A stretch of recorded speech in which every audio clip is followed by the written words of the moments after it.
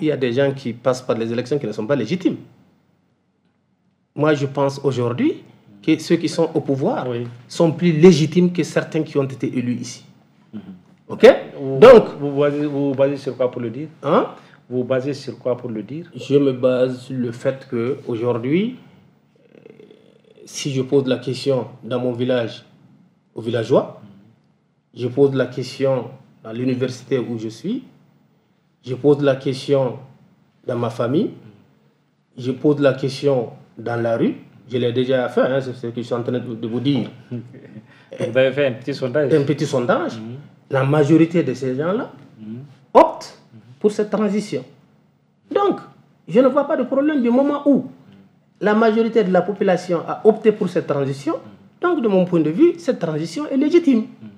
Maintenant... Mais la meilleure façon de savoir si on a opté pour ça, c'est quand même l'élection. Qu'on a opté pour la transition ou pas, c'est l'élection qui peut le déterminer. Non. Pourquoi on doit se presser à aller dans les élections pendant qu'il y a des pans entiers de l'État, du territoire qui ne sont pas encore sécurisés?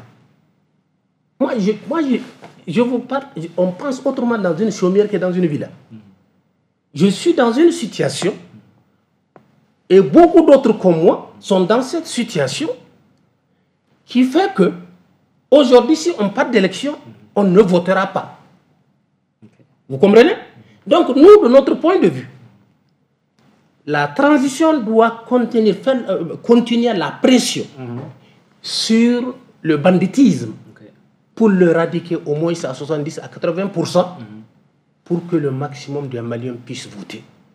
C'est là qu'on puisse parler de légitimité. Mais ça, pardon. Ça va prendre combien de temps? Ça peut prendre le temps que ça prend. Je vous ai dit, ici, chez moi, il n'y a pas de date pour les élections. Ça, c'est vous. Mais est-ce que vous pouvez parler pour les 22 millions de Maliens? Non, je représente une portion quand même de 22 Maliens. Donc, quand je parle au nom de cette portion. OK?